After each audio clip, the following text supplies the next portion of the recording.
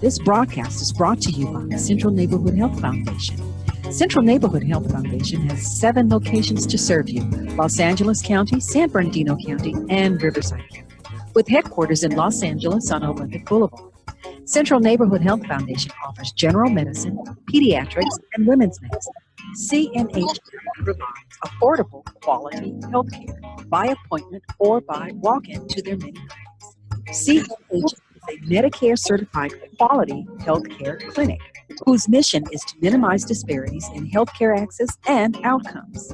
CNHF provides quality, patient-centered health care for underserved and vulnerable multi-ethnic communities in Los Angeles, San Francisco, and Riverside.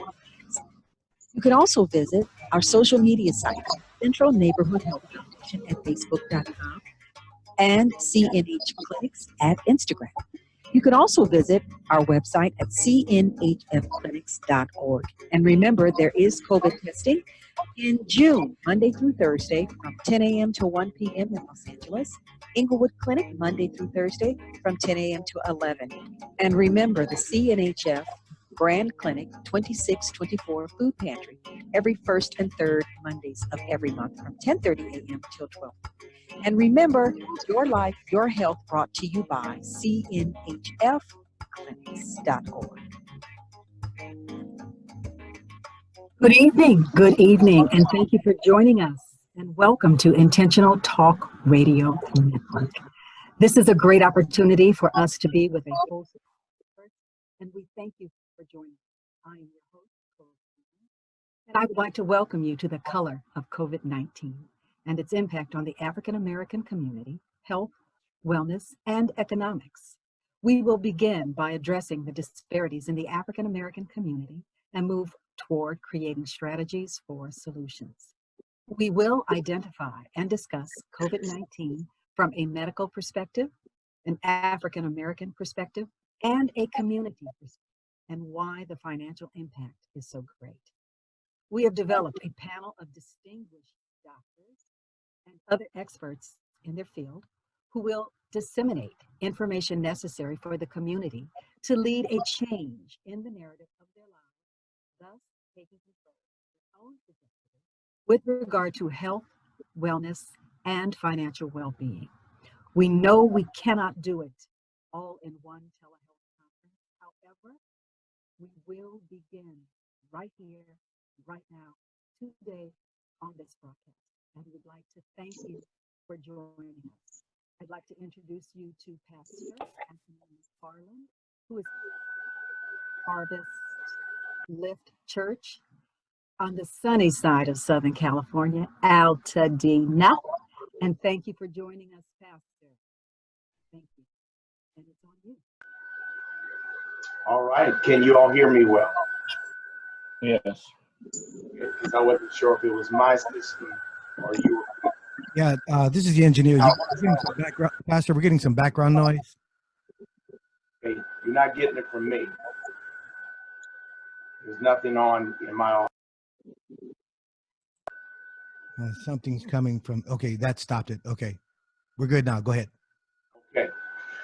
Dear Heavenly Father, we come before you today, giving you all the praise, glory, and honor. We thank you for this community forum produced by International Talk Radio, in which we come to share with one another, sharpen one another. We pray that as we gather together on this live stream across the nation to address various issues that the African American community faces, that this meeting, this forum, be filled with your wisdom, guidance, knowledge, understanding, and answers as we attempt to have a very meaningful and purposeful discussion that we all will benefit from. So, Father, we understand that we are stronger together as we purpose to sharpen and encourage one another today. I thank you that your grace is on each and every guest, each and every doctor and individual that will add to this forum and empower your people, enlighten your people. So we thank you for a successful forum. In Jesus' mighty name we pray. Amen. Amen. Now take yourself off mute. I'd like to introduce our moderators for the evening. was none other than Mr. Jay King, who is president of the Black California Chamber of Commerce. He's located in Sacramento, California. And also, again, Pastor Anthony McFarland will also be moderating this evening. So again, thank you for joining us, folks. Have a very good, informative, motivating, and inspiring discussion. And that's why we do this. Thank you. Jay? Pastor Welcome to the telehealth conference and virtual symposium titled The Color of COVID-19, Its Impact on the Black Community. We're going to speak on health, wellness, and economics, and how they impact each other. We all have witnessed the devastating and effect COVID-19 has had on the whole world. But today we're going to zero in on the way it has negatively impacted the Black community, and hopefully offer different insights and solutions on how we can use this pause in time and what is viewed as negative and devastating and turn it into a positive reboot for our community. Now is the time for us to talk about financial literacy, and because by simply becoming financially literate and becoming investors in the stock market and other areas of finance and ownership, we could change 100 years in 10. We can start planning for group and community economics and community investment fund by buying back single-family homes and apartment complexes in our communities and paying rents back to ourselves.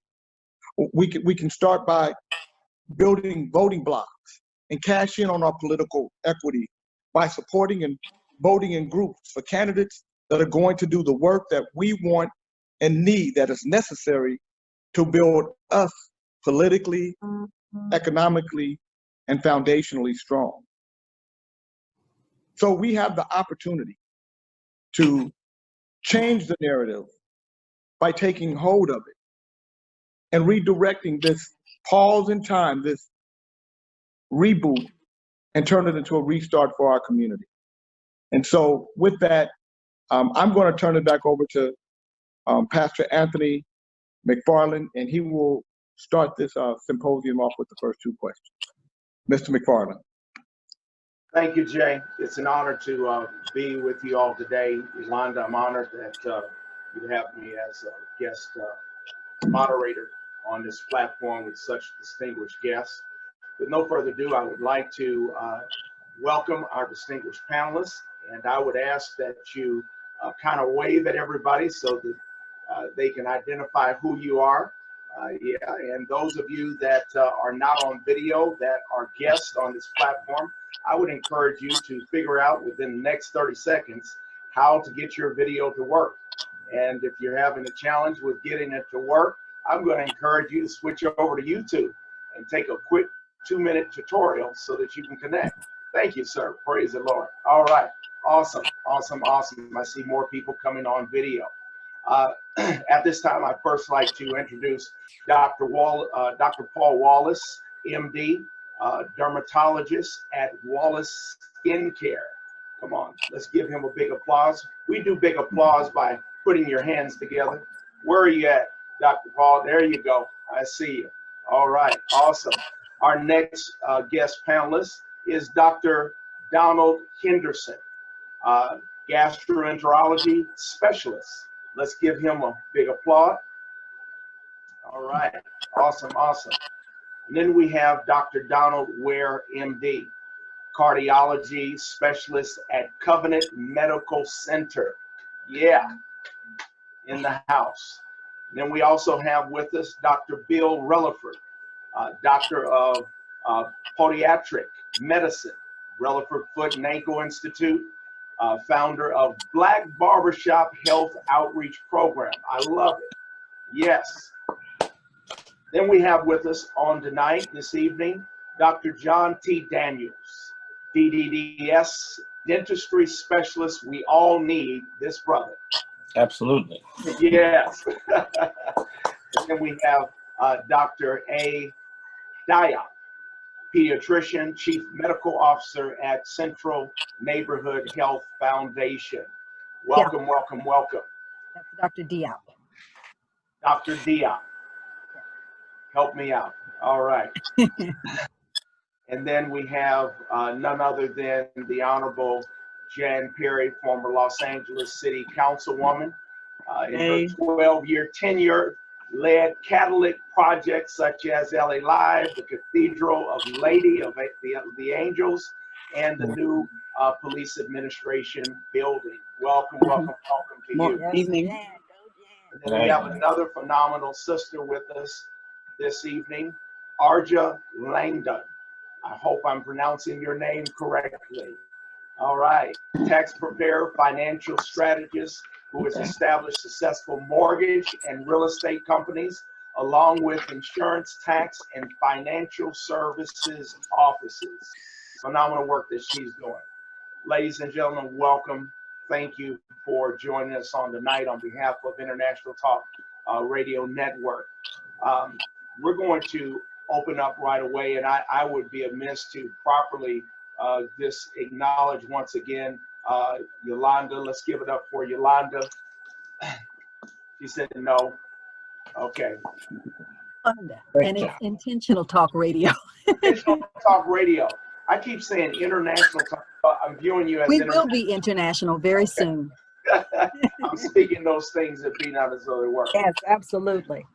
And then, of course, our other entertainment mogul, businessman, moderator for this evening, air personality, president of California Black Chamber of Commerce. Give it up for Jay King one more time, everybody. Please. Hey, Jay. So, Jay, let's get started here, or do you want to share something before we get started, Miss Yolanda? Actually, I'd like to say welcome and thank you for joining us.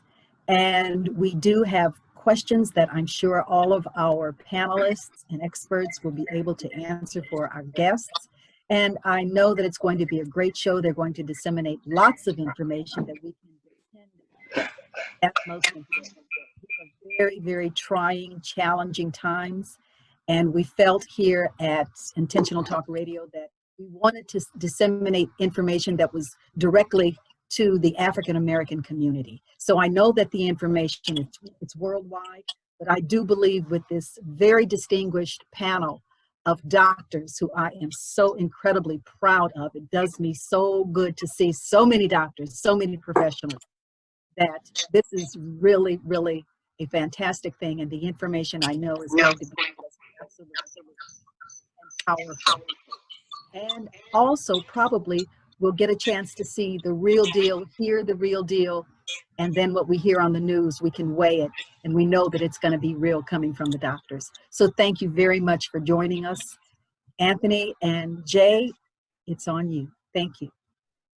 Okay, well, first, I'd like to share with our distinguished guests, there are some rules of engagement, so to speak. So we're going to ask you not to give a dissertation on the questions posed. And if you would be so kind to limit your answers to, if I'm correct, 2 to 3 minutes, giving room for others to chime in. Each question will not be posed for the whole group, but we'll look to hear from 2 or 3 of you on, or 2 specifically on each question that we pose to you on tonight, as we look to have a very formative and insightful forum tonight. And then we'll also make room and provision for responses as well. All right, with that being said, let's get started. Ladies and gentlemen, we all know that the Black community, and we know that it's strategic, always suffers disproportionately in issues like this. And one, I want to ask you, as much as I believe we have the answer to it, but from your position and seat that you sit in and your years of experience in the medical field or political field, why is that? And then what are some of the measures that, as African Americans, we can do to lessen our risk when it comes to COVID-19?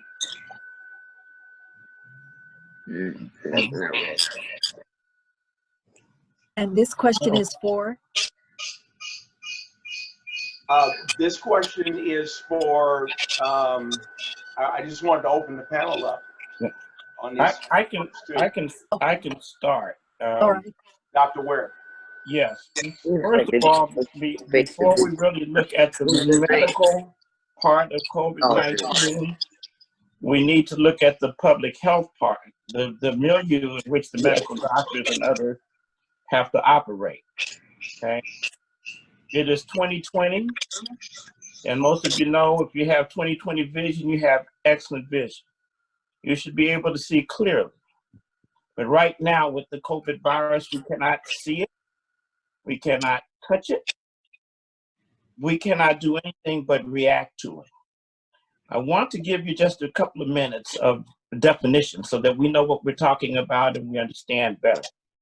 The COVID virus derives their names from the fact that under electron microscopic examination, you can see a corona or a crown around it. The coronaviruses are a large family of viruses, which usually cause mild to moderate upper respiratory illness. However, there are 3 new coronaviruses that have come on to the scene that cause widespread illness and death. You may have heard of the SARS virus, SARS. That stands for Severe Acute Respiratory Syndrome. Then there's another one, the MERS virus. You may have heard of that. That is the Middle East Respiratory Syndrome. These viruses are transferred from the animal into the human. The MERS happened in the Middle East, and the animal transfer was the camel. The coronavirus is novel. You hear the term novel all the time. All that means is that it's a new virus on the scene. And we call it 19 because it was discovered in 2019. So we have COVID-19. That's what that means. According to the CDC, the possible origin of 19 is derived from the bat. We're going to do 2 more things and then we'll let other people talk. What is an epidemic? You've heard about an epidemic, and it's a rapid spread of infectious disease to a number of people in a short period of time. Before the advent of rapid transportation, nature was able to control most of its epidemics because of distance between populations. We had to walk across deserts. We had to ship across oceans. There were fires and other things that nature put into place to contend the virus. Now, it is possible to reach any continent in the world in 12 to 24 hours. That's where our problem comes from. What is a pandemic? A pandemic starts off as an epidemic, but for various reasons will spread across a large region which globally impacts the health of all of us. Because of the advent of this new technology, we find ourselves in this current situation where we have a worldwide pandemic. I just wanted to set that up as kind of a milieu, a definition, so we know what we're talking about. And when you lose these terms on television or radio, you know what they're referring to. Awesome. Dr. Ware, again, why is it impacting African-American communities the way that it is? And again, how do we respond to this? Well, again, if you look at the public health approach, where do we live? A lot of us live by the freeway. There's a lot of pollution that comes from the freeway. We live in this area where there is a lot of particulate matter in the air. We smoke. We drink. All of these things affect our overall health. We live close together. And with this particular virus, if we do not do social distancing and wear masks, it is a death sentence to a lot of us. We have high blood pressure, for example. we have shown that high blood pressure is one of the major risk factors for this pandemic virus. Now, the medicines that we use to control our blood pressure, most of them will control the blood pressure, but there are certain medicines that give an added benefit to us that a lot of us don't know and are not using. We call them the ACE inhibitors, the ARBs. They protect us against what we call microvascular disease, kidney disease, and diseases of high blood pressure and diabetes together. Diabetes, again, altered immune system with diabetes. We have obesity. We have a number of risk factors that are inherent in our lifestyle that hurt us when it comes to this virus. Later on, I'll talk a little bit more about what I see as our personal responsibility and what I call phase 1 and phase 2 of this viral situation that will help us get out from under the situation. Okay, Dr. Henderson, would you like to add to that? I think Dr. Ware made some excellent points, and I thank him for his definition. I thank you for inviting me onto this forum. I'd like to say that there are 8 dimensions of wellness and well-being that if you follow and actually work on those dimensions, some of which are financial, physical, emotional, social, etc., those dimensions are critical to making sure that you live a long and healthy life. If you look at the comorbidities and the rate of diseases such as kidney disease, heart failure, poor response to cancer, lung disease, we fit the highest categories of individuals who are affected mostly by those syndromes. And that's because we have a high degree of obesity and overweight within our communities. That's a direct link to diet and to these diseases and to the way that we respond. Our immune systems are supported by our nutritional status. If you burn bad gasoline within your car, you get plugged up spark plugs and valves because of the goo that fits within the engine. The engine and the gasoline for our car, the engine is our body, the car, and the fuel that we take is the food that we eat. So, so that is the source of historically why we have these incredibly negative demographic differentials in terms of other populations as to how we respond to disease.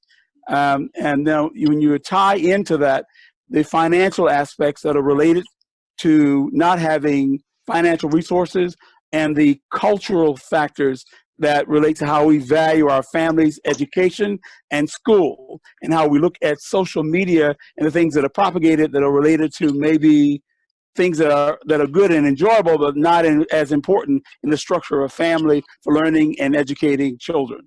Those are all the factors that play into why we have this disparate response to all types of diseases, including this particular virus. Agreed. And can I touch a little bit on the financial aspect? Okay, let's go right ahead.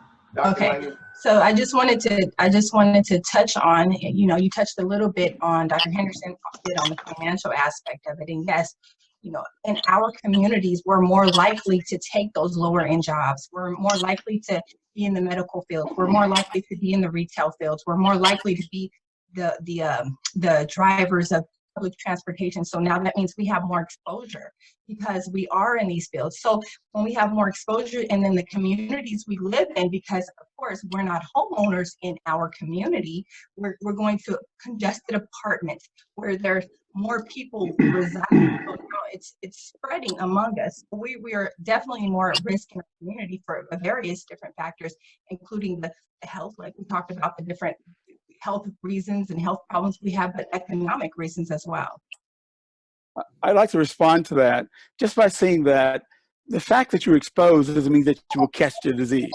Right. The fact that when you catch the disease doesn't mean it's going to kill you unless your immune system is diminished by other factors. And I agree with you in terms of describing our socioeconomic position in this particular culture and society. But the truth is that if we have a better protection of our overall sense of wellness within the 8 dimensions that I mentioned, then we would have a better chance of surviving and withstanding these diseases. Now, the economics do play an important part. The zip code does determine how long you live and how much money you will make, and you get to that zip code because you do make some money. So there's a chicken and the egg effect here, but the truth is that we need to do some cultural changes and reassess our cultural values. Is it more important to buy a pair of jeans or a pair of sneakers or to learn how to do mathematics? Is it more important to dress a certain way or to learn how to go to school and get a high school diploma or associate's degree in education? Is it important to learn how to use the educational system to our benefit? Right now, this virus is damaging generations of African Americans because we don't have the kind of computerization of family structure that allows for homeschooling to replace the diminution in educational structure that's going on now. We need to address these issues within the framework of this discussion. Thank you. Jay? Now, So let me say this to everyone, all of the panelists, and also to my co-moderator. We have 2 hours. So really, if there's an answer that's similar to what you would say, please try not to double the answers, because we're trying to move through this pretty quickly. And to my partner, I would say, point the questions to different people so we can make sure everybody gets to speak. And so this question is pointed towards Ms. Langdon and Ms. Perry. And then if we have time, we'll let other people come in. But this is for you two because of the area in which we're speaking. Did you think, and I'm gonna start with you first, Ms. Langdon. Did you think the coronavirus would have such a profound effect on the African-American small business community so quickly?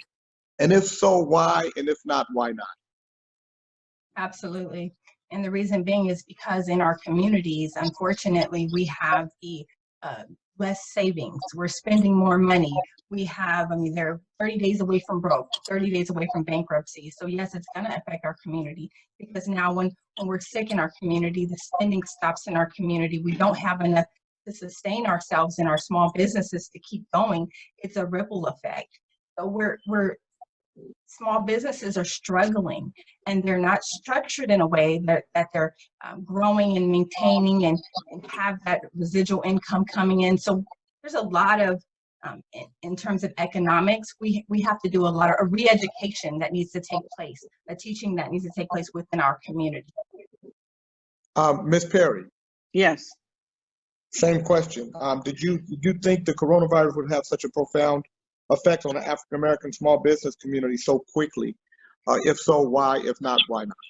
Well, I absolutely thought it would have an impact, and it's because we're existing in a very fragile economic ecosystem where not only are we debt financed in a very heavy way, and that there's not a lot of equity in our communities, and as we go through a generational shift, we haven't educated our own people enough to hold on to the equity of the World War II generation and keep it in the community, as opposed to selling it and moving out or moving away. Therefore, there's no support for neighborhood retail, which was already in a fragile situation. So then when you get a pandemic, when people are aging out, when people are not patronizing small businesses that were already on the edge of a cliff, yeah, you're going to slide over the cliff. And you know, you're already in survival mode, and then a pandemic hits and you're beyond trying to survive. You're trying to hang on by your fingernails so that you can come out of this and then start over again, because it's going to require an entire reset. Ms. Langdon, I want to come back to you. What could African American small business owners have done to prepare for the possible impact of COVID if we had had a warning system in place? We have to be more proactive as a community. We're constantly in a state of reaction where we react to things. If we had more savings, if we had more, as Dan was just saying, if we reserved that equity, if we held on to that, and we were more investing more in stocks, bonds, just real estate, if we diversified our portfolios more and weren't so afraid, and to just really get out there and do things. And like I said, when it comes to small businesses, and I deal with thousands of small business owners on a daily basis or weekly basis, shall I say, and what I notice, especially among African American business owners, is that fear, and they're afraid. and they're trying to hold on, and they don't understand the concept of, okay, let me put some money over here for marketing. Let me invest over here for this. Let me put aside for a rainy day. Let me save this for this. This is how I'm going to grow. They're trying to hold on to what they have, and they're robbing Peter to pay Paul. So they're 30 days away from bankruptcy. So definitely. And Ms. Perry, from your side as a legislator, as a city council person, what could African American small business owners have done to prepare for the possible impact of COVID if they have been a warning system in place? Well, I think that as a former council person and one who just finished running for county supervisor, you know, the county is the one that administers public health care funds and mental health care funds. And I think this will be a classic case study in how we can get it right as we go through phase 2, 3, and 4 in terms of massive information disbursement that is culturally competent and targeted to various ethnic communities through all levels, including small business, you know, religious structures, by special interest, by employment, by work source centers, to get information out through existing networks to teach people, you know, again, the basics that you can do. What's in your control? Wearing the mask, socially distancing. Don't do anything that you don't have to do. But also using technology to disperse that information, and especially on behalf of small businesses. And that is one thing that local government can do for small businesses, is disperse information through its existing technology networks. And we need to make sure to demand more of that. Thank you so much, Anthony. I turn it over back to you. Thank you. Outstanding. We've talked about why we're getting into some answers now. Again, unfortunately, the Black community has health issues. Of course, we're pointing out economic issues. Hey, PTSD. You know, what's the remedy? I want to hear more remedy. Dr. Diop, could you speak to this? I will try. Let me see here. Am I on? Yes, I will try.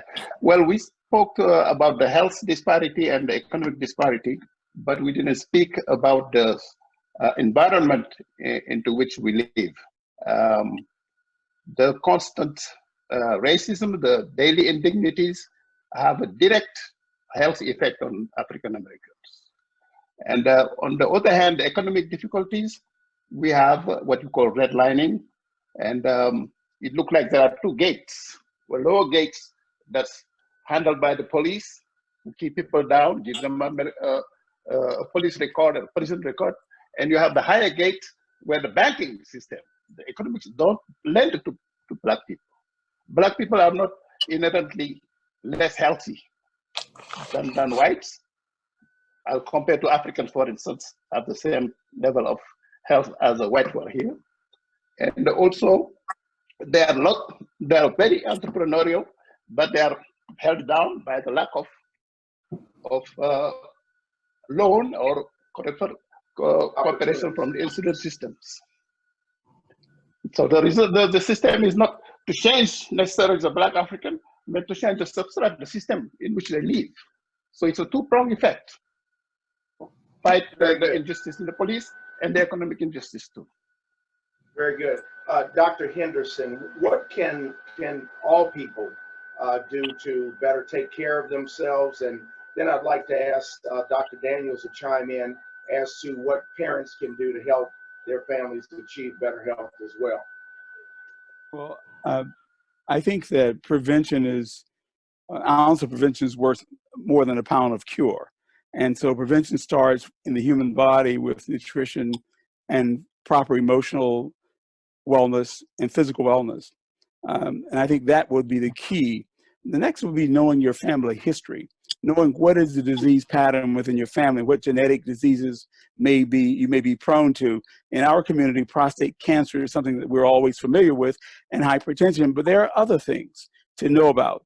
And if those things are important, then screen for those things. I think those things we can do. In terms of the virus itself and the current pandemic, the CDC's recommendations about hand washing, masks, social distancing is critically important, and to prevent you from being exposed to the virus and becoming possibly a candidate for hospitalization.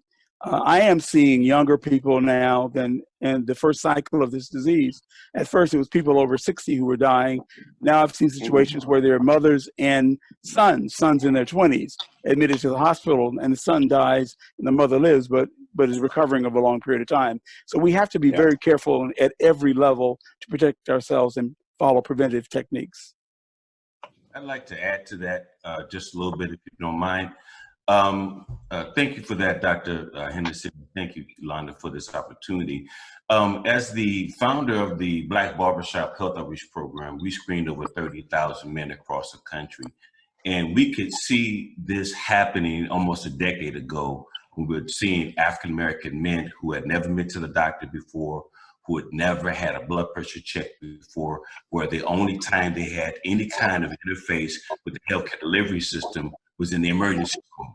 So this was Katrina, harbinger of things to come.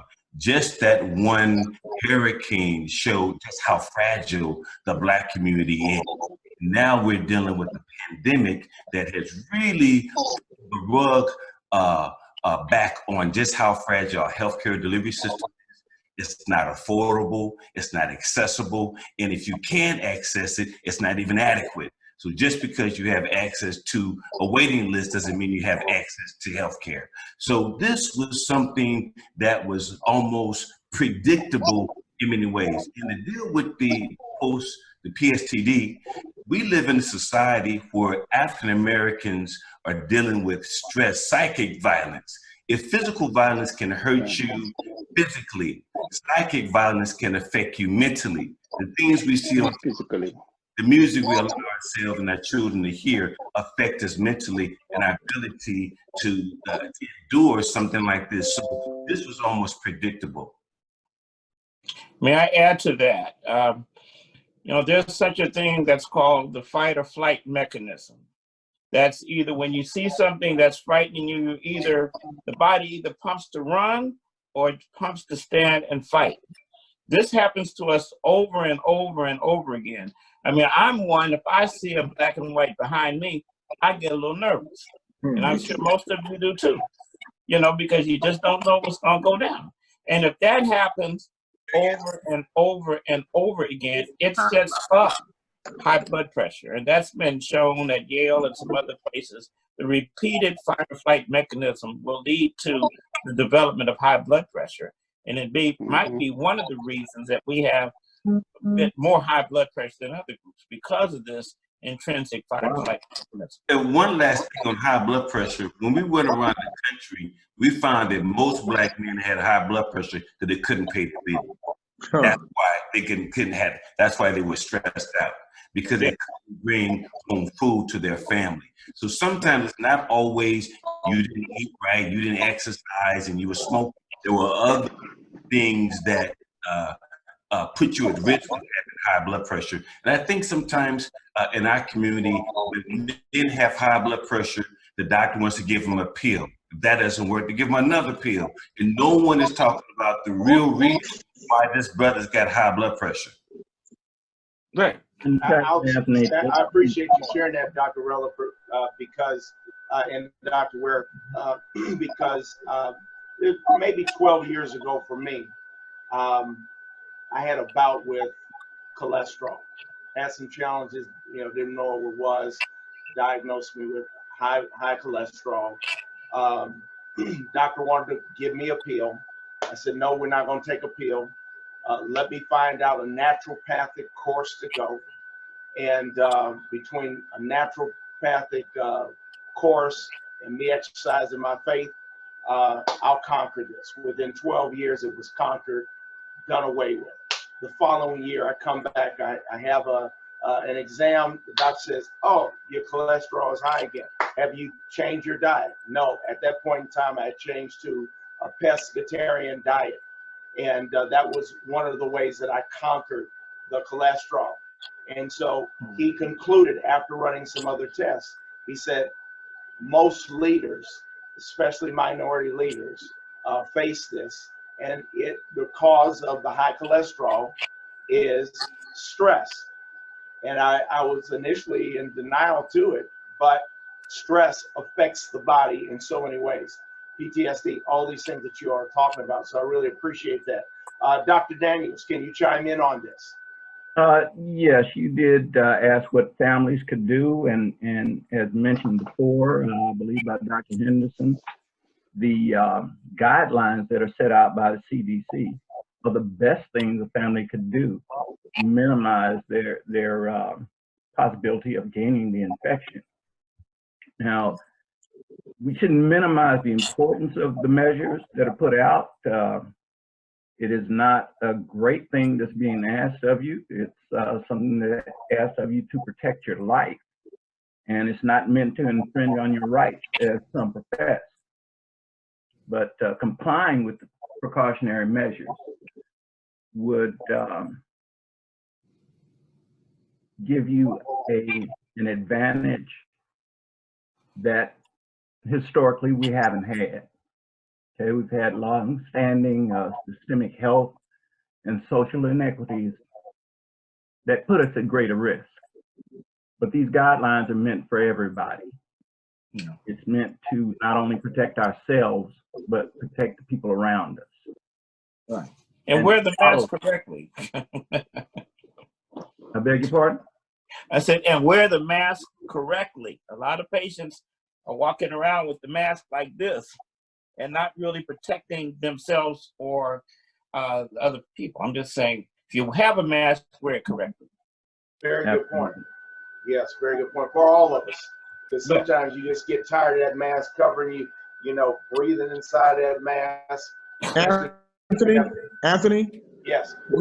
Sir, we have a timetable and you have effectively gone over it twice. So I'm going to ask you, sir, that you stay within our time limit so we can make sure that we get all the information out that we're trying to get out. And so really be cognizant of your time. Thank you. I want to ask Ms. Perry, as frontline, Ms. Langdon, as frontline and essential workers, what could we have done to protect the workers in his or her home to mitigate, lessen, or eliminate exposure to family members? What could we have done for the frontline workers? And I'm going to also open this up to the doctors as well, but this is first to you, Ms. Langdon, because this is a financial situation, because most folks that are frontline workers don't necessarily want to be on the front line. Right. They just have to be in order to continue to pay their bills. That is true. So what could we have done to protect that frontline worker at his home front to mitigate, lessen, or eliminate exposure to family members? I'm back to the education portion of it. If we educated our community more on disease and the prevention and how it came out, and it initially came out we didn't need to wear the protective gear. Then it came out we should wear the protective gear. Then it came out we should do this. But if we were prepared in advance, because this is not the first pandemic, if we were prepared in advance and knew in our communities what we could do in order to stay protected and not bring it into our homes or take it more seriously, because I know even within our community, talk is, oh, it's not real. Oh, this is a conspiracy. Oh, this is this. Oh, this is that. They're making it into something bigger because of this. I mean, these are the conversations that we have in our community. So now, even if that's the case, let's protect our loved ones. Let's protect our community. And let's say, just in case this is real, then these are the steps. These are the things that we need to do within our community. These are the things that you need to do before you come home. I mean, I've seen many news broadcasts where the doctors come home and they wash themselves down before they come inside the house because they want to protect their family. So doing the same thing and taking it serious in our communities and taking those measures instead of downplaying it. I want to ask Dr. Daniels, because he is a dentist, and because the equipment that you all have to use, and as a frontline, people don't realize that hygienists and dentists are frontline workers. How exposed are you all, and what precautions can you take to help your family? Well, actually, Jay, we do use universal precautions. That is, we utilize personal protective equipment for more than 30 years now. Right. So But this does has this not help been a with great COVID? change for us, but they have added layers onto that we do have to somehow initiate. It's been suggested that we gain some, if possible, some negative pressure rooms for treatment. We do utilize these precautions for every patient. It's not that we don gloves and masks for a particular patient because of their medical history, but these are things that have been required of us for many years by all state licensing boards for us to do. And we do see ourselves as essential safety net providers for the community. So we want to make sure that we're available to them to provide relief from pain and acute infection, even though they have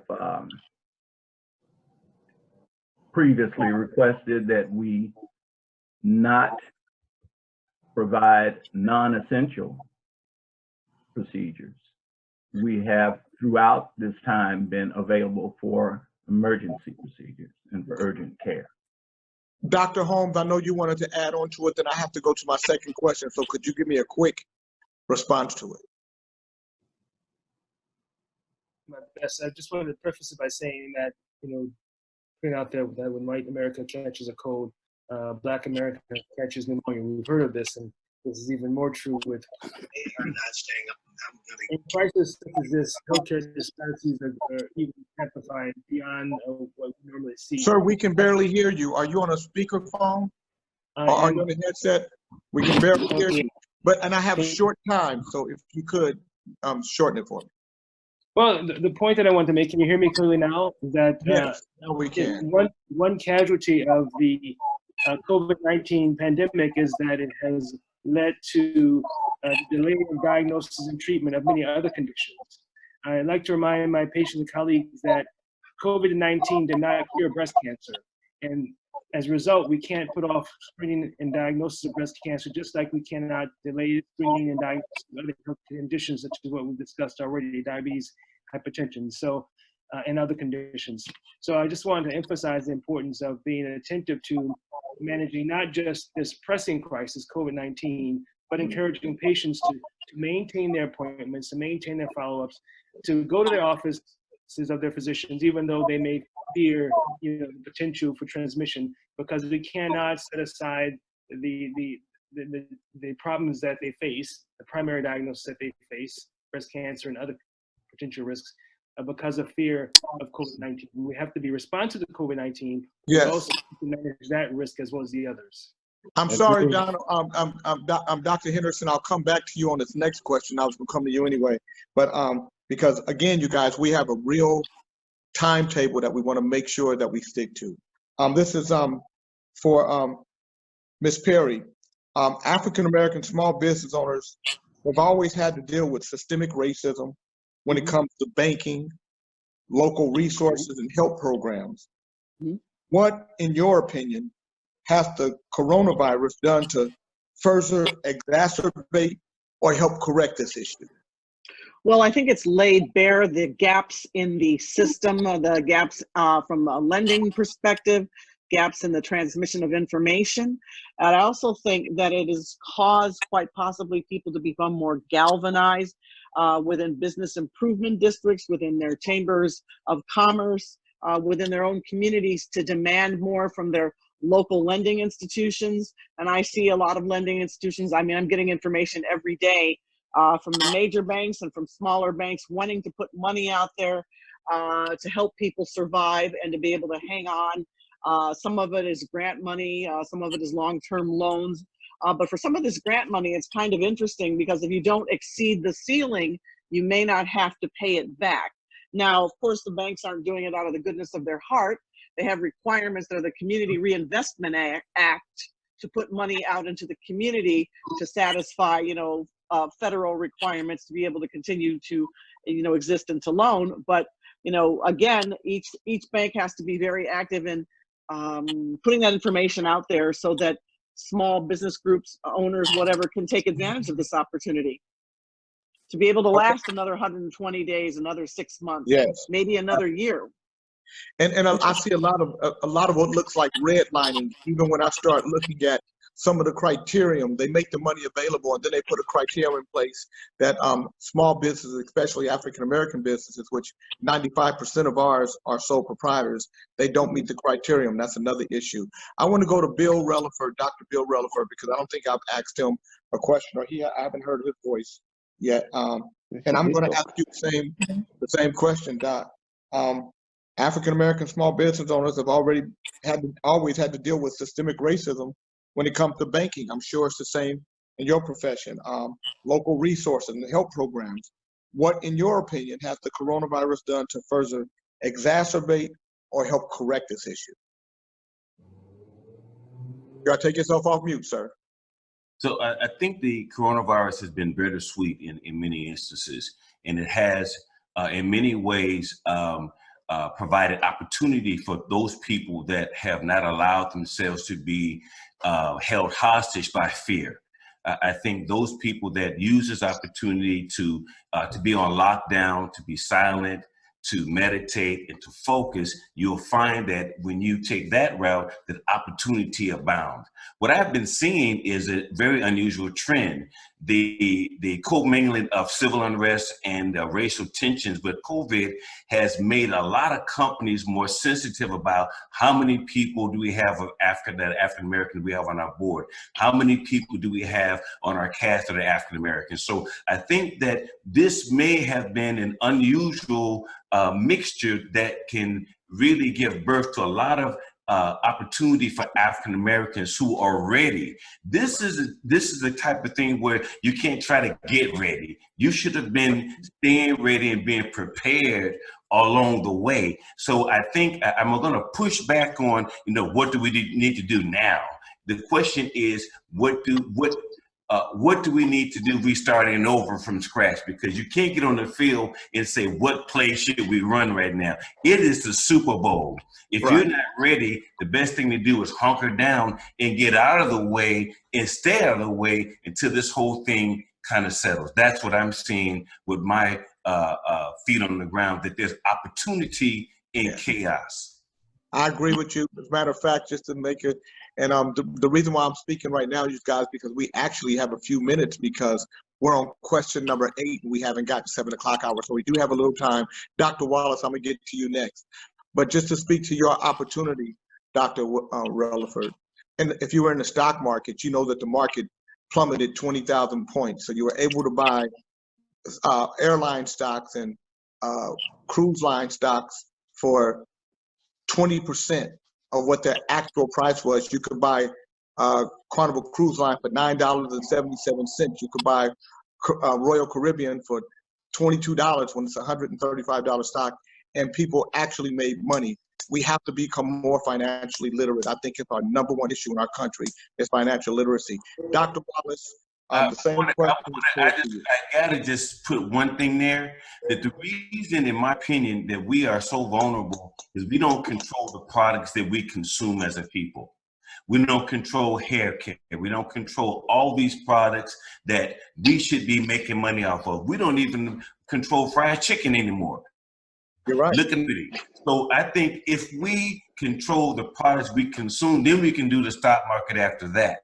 Well, if you're in the stock market, you control the product because you own the company. You're an investor. You're a stockholder, and so it's not one or the other. They work hand in hand. It's a multi. So it's not one or the other. I want to. But let me let Dr. Wallace. Dr. Wallace, let me get Dr. Wallace in here because he hasn't said anything. Dr. Wallace, you see that we're getting ready to have a healthy debate here. What do you see it? What do you fit in on small business owners have always dealt with the systemic racism when it comes to banking, local resources, and health programs. What, in your opinion, has the coronavirus done to further exacerbate or help correct this issue? I think that it's completely exacerbated what the problem is. It's made people understand, and I certainly, first of all, want to thank Yolanda in particular for allowing me to be on the panel and these distinguished individuals. They certainly have levels of expertise in these various areas. I've been going along for the ride as we've been proceeding with this. But what I'd like to say with regards to the small business, it certainly has been a significant impact on that. And I understand part about if you haven't been ready, it's too late or there's some issues or problems. I pretty much have focused my attention on moving forward and what do we have to do from here.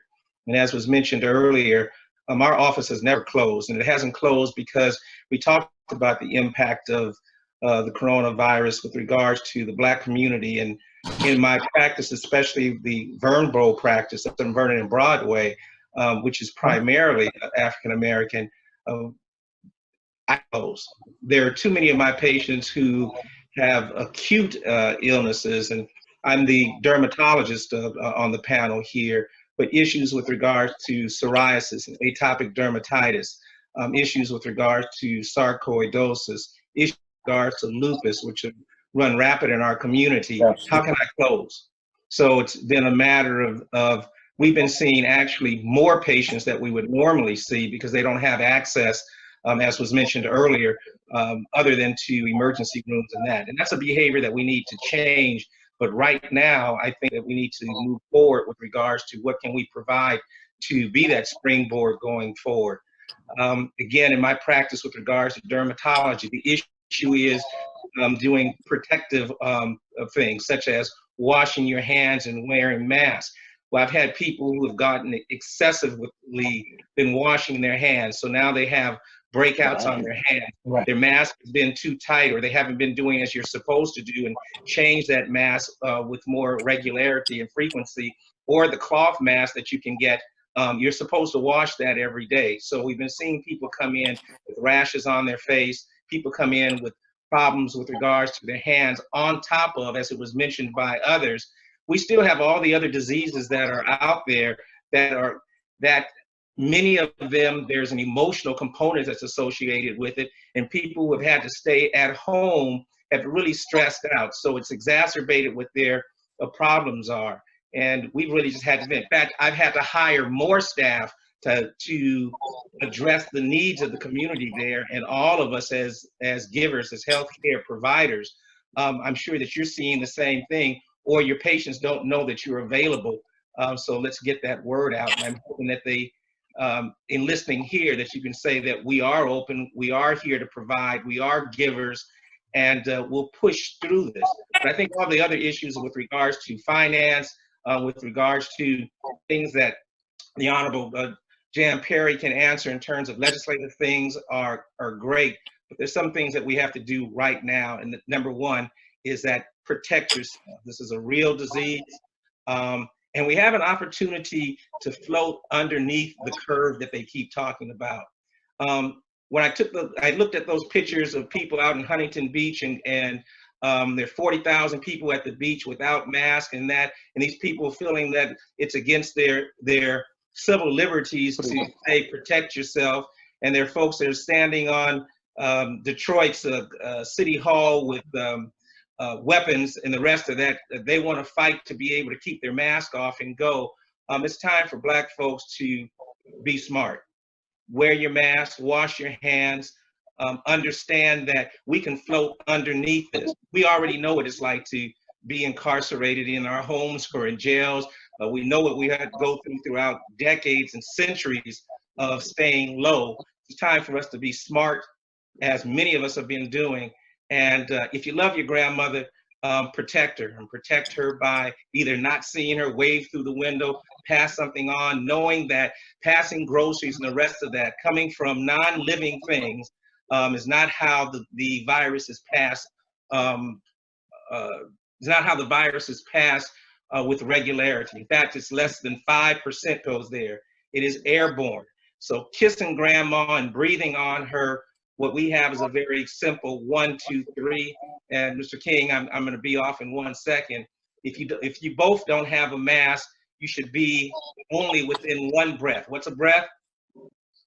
That if you have a mask and they don't, you got 2 breaths.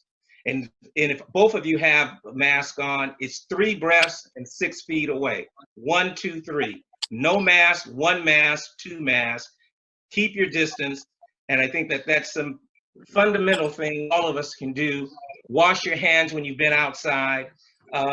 Protect yourselves. I want to see you in next century. Okay, we have 2 loose questions that came up that we have to get to. We're still on time. We're still a little ahead of time. So, Anthony, after these 2 loose questions, we'll turn it back on to you.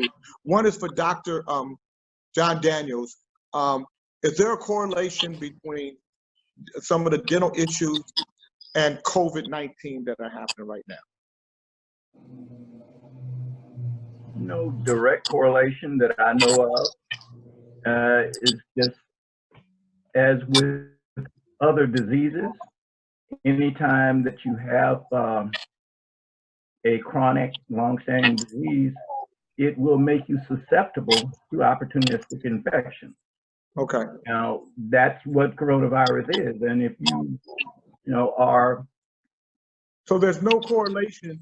There's not a correlation. It's just what it is.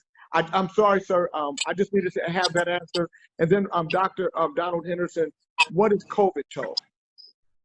What is COVID? Toe. Toe. Well, first of all, there are a wide variety of effects that this virus has throughout the body. I need 30 seconds. 30 seconds of what is it COVID. affects the cardiovascular system, the neurological system, the muscular system, the respiratory system, and all the systems in the body. So when you have a decreased blood supply to any distant part of your body, it turns blue or turns dark. And so you can have not only a toe, you can have ischemia of the entire limb. Right, Blood okay, clots. but somebody asked specifically about COVID toe. Dr. Relaford, Yeah. I didn't know that you were the expert. I'll take that one. Yeah. Yeah, I'll take that. 30 seconds, sir. 30 seconds. The COVID virus is evolving very, very rapidly, and every day we're coming out with some new findings we didn't know. Back in April and March, we thought that COVID had some digital manifestations. Just Friday, in the Journal of the Medical Association, just said that there's no correlation between COVID and COVID toe. That was something related to people being on lockdown and related to having feet uncovered. There's more details to that, but that's just hot off the press. So as I mentioned, this disease is evolving every day. New things are coming out. Okay, back to you, Pastor Wallace. Next question. All right. With that, great answers, great information shared. I'm going to direct this question to Ms. Jan Perry. The county is supposed to open back up fully July 4th. Do you believe that's too soon, or will this, or is there a better way to handle the reopening? Because a lot of people are looking at July 4th being the day we go back to some sense of normalcy, which we know that normal will never be the normal that we once knew. That's right. Well, I was watching the news just last night, and it indicated that the numbers in the Los Angeles County are continuing to rise. And as they continue to rise, common sense would dictate that you have to curtail opportunities for people to congregate and put themselves at risk. So that means those county-run facilities, the beaches, recreation and parks, those kinds of things, they're probably going to have to go back on to a lockdown, particularly over a holiday weekend, because we've already seen serious examples of people not being able to restrain themselves. And now, people are going to be angry, people are going to be mad, but, you have to make a choice. And this is a long-term choice of, do we help them take care of themselves and their families so we can go back to stopping the spread and going below these numbers? Or do we worry about getting people being angry with us? And I say we got to focus on the public health risks.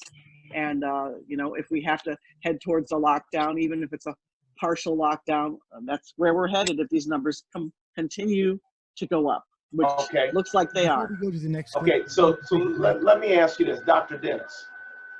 Jan just said lockdown, right? Excuse me. Do you believe shutting down the community is the answer to flatten the line, or is it a misuse of power? I want to throw that out there. And this is Colette Williams, and we're going to go to break. Pastor Anthony McFarland, thank you for that question. Hold that question. And we've got 3 questions, one for Dr. Wallace.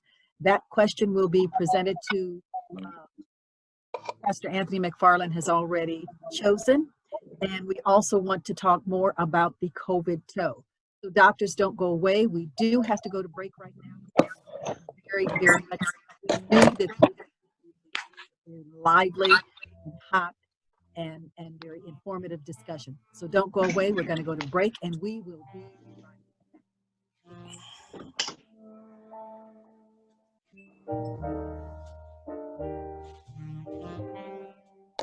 This broadcast is being brought to you by Dr. Bill Relaford's Foot and Ankle Institute. Are you suffering from foot and toenail fungus? Is your back hurting and you don't know why?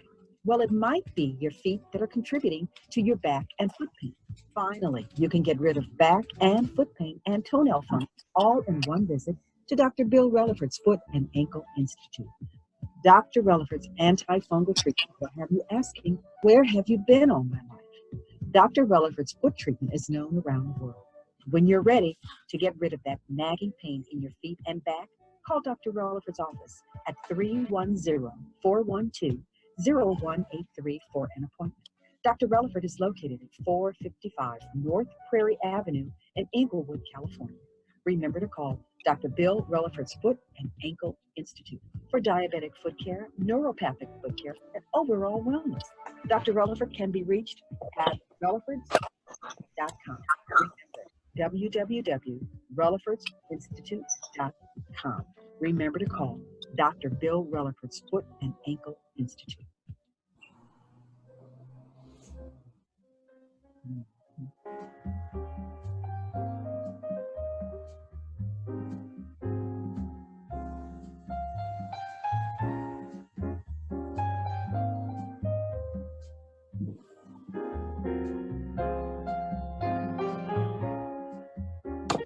We are back, and thank you for joining us. I'm your host, Colette Williams, and we're here with Pastor Anthony McFarland and Mr. Jay King. And we're going to continue this dialogue with Dr. Wallace. I think that is the next doctor we have up here. Dr. Wallace, the question is there a correlation between COVID-19 and skin care or skin conditions? Can you please speak to that? Thank you.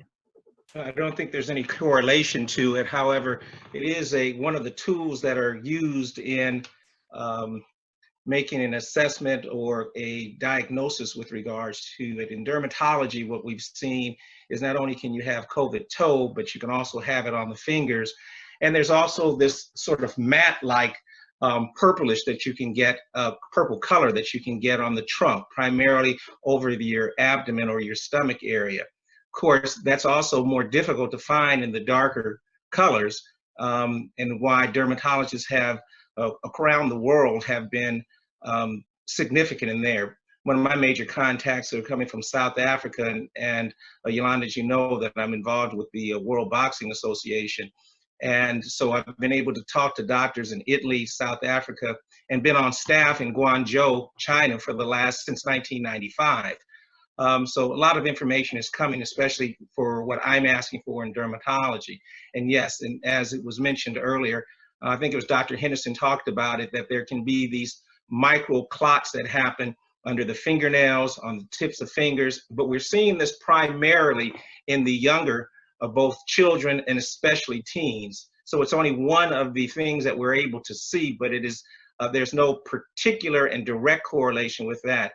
Several times that they found out that it is not that particular disease, it is not COVID, but there's a small percentage of people who do have that.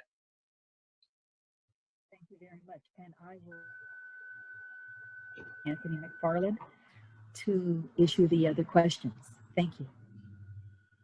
Yes, my last question was directed at Dr. Dennis Holmes as it pertains to the shutdown. Do you believe that shutting down the community is the answer, the total answer to flattening the line? Or again, is it a misuse of power in some respect? So thanks for the question. I think it's more nuanced, obviously. It's unrealistic to think that we can simply shut down the community. Most people can't. They may be able to survive COVID, but they won't be able to survive the economic impact of being unemployed and not being able to maintain their welfare. So we have to find a way to do both to open up and also maintain our health. And, you know, the numbers nationally are not rising simply because, you know, cities aren't coming off lockdown. It's because when people have come out of lockdown, they've begun to behave, you know, irresponsibly, meaning that they haven't been doing the things that we know to work. So we really have to sort of find a way that both to sort of, to expand, you know, our access to enterprise, be able to work, be able to run businesses, but also use this as an opportunity to adapt to this new challenge that we're facing as a national community, to figure out how we can coexist and thrive in spite of the pandemic. I think we can do that, and I think that, you know, we're in the process of doing it. We just have to be responsible and smart about it. Thank you so much. Back to Jay King.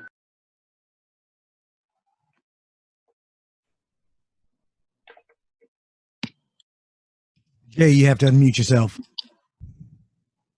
Oh, I'm sorry. Okay, you're good. I was just jibber jabbing too. I'm going to go back to Councilwoman Perry. Miss Perry, as you know, municipalities were giving hand sanitizers and masks and different items to business owners.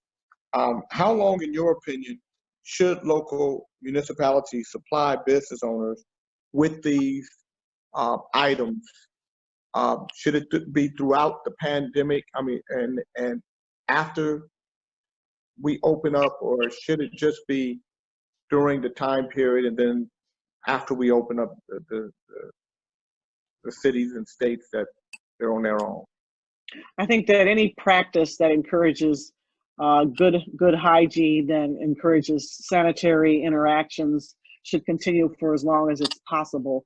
And to be able to fund that either through public dollars or through philanthropic outreach, however that can be done to target communities in a very positive way, it should continue. One thing I wanted to go back and amend, you know, when you asked me a question about is the county opening up too soon, you know, the counties and cities have responsibilities over certain public gathering spots, like beaches, for example. The county runs the beaches, they run recreation and park facilities.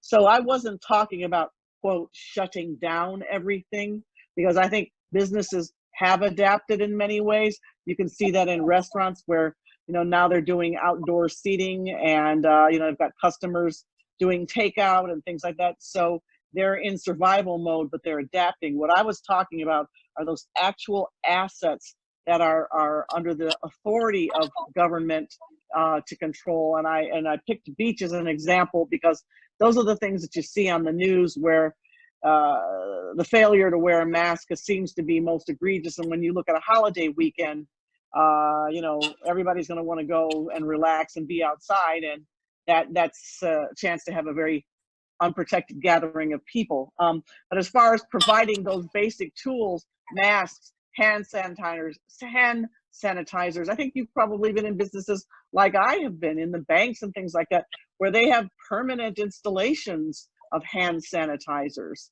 And, you know, the same might be possible for paper masks at a very low cost, or dispensers in public buildings so that people could always grab one when they need one for the foreseeable future. Ms. Langdon, how should, as a business strategist, how would you advise your small business people when it comes to these types of items? How long would you advise them to make this item part of their budget, bottom line, that they have these items on hand, even after their city and state opens up? Well, especially when it comes to small businesses, they cannot afford to close down. They can't afford for their employees to call in. I mean, it's very important that they keep everything going. So as long as those resources are available, and they are now through the grants, through the city, through the various different avenues, the nonprofits, then I would say take advantage of them as long as you possibly can. And not only that, there's outlets where you can buy these things wholesale as a business owner, and most business owners hopefully would have their resale or their wholesale license, so they'd be able to get these items wholesale. But as long as they possibly can, they want to do all that they can to keep their customers and their employees safe. So I want to come right back to you. How do you think a second shutdown would affect the African American small business community that is already said to be affected to the degree that we're going to lose somewhere between 40 and 60% of African American small businesses due to the coronavirus shutdown? How much more devastating do you think this would be to the African American small business community if we had a second shutdown? We're not prepared. And we talked about that before. We're just not prepared in our community. So we have to be adaptable. Now I have clients who I had one that had a retail location. So what we decided to do was you make clothes. She's a clothing designer. So now she's doing masks, and she's doing a tremendous amount of sales in her masks. She's now contracted with several bigger companies, and she's offering them private label masks for their employees. So now we have to be creative. We have to be adaptable in order for our small businesses to survive. Because yes, more millionaires and more billionaires are made in a downturn, but you have to be adaptable. You have to be able to figure out other ways and other revenue streams in order to make it work. Okay, I'm going to go to you, Councilwoman. How do you think a second shutdown will affect the African American small business community? Well, I think it would be devastating, but I also think, and I agree with the previous speaker, that we do have to be adaptable. I've paid close attention to certain small businesses. Let's take restaurants, for example. Not only have they adapted in terms of their customer base and, serve more limited menus, but you can also look who's in your supply chain, and you can take those individuals or companies in your supply chain and use the restaurant as a vehicle for putting their product out there too, so that your customer can come and not only, get some food that's prepared, but you can get fresh produce from your suppliers that you buy from to be able to prepare the food. And so, then you're creating a double opportunity for your customers to come to your place as a one-stop shop, as opposed to I'll go there for the vegetables and I'll go over here for something else. If they can't get to a grocery store, so you become almost like a dispensary of food in a food desert.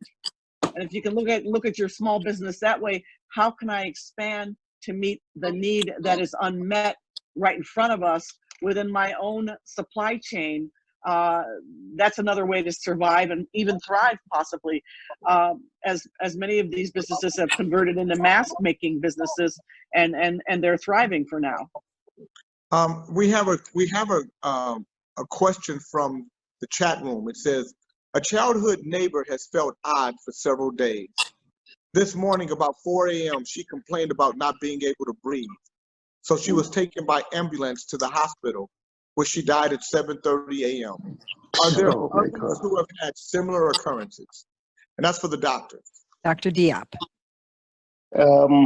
We haven't had such a case, but we have had families where parents and children got positive for coronavirus. They have been sick, but they have all recovered. So we haven't had such a dramatic case. That's terrible. What happened? Oh, And then we have another question here. I'm just going through the chat real quick so we can there is now a run on eye masks. Should we all wear face masks? We should. We should all wear face masks. Okay, so you should wear a face mask. There's the what they call the optic canal, which leads to the mucous membranes, and it is of the nose, the mouth, or the eye. Not face mask, eye mask. Eye mask. So eye mask. Well, yeah, that's. Not everybody should wear it. Yeah. As in glasses, shield, goggles, like that. One of the things that again, you can certainly transmit it through the eye. There's a small canal that's there. However, the nose, the mouth are exceptionally larger possibility and the risk of you getting there.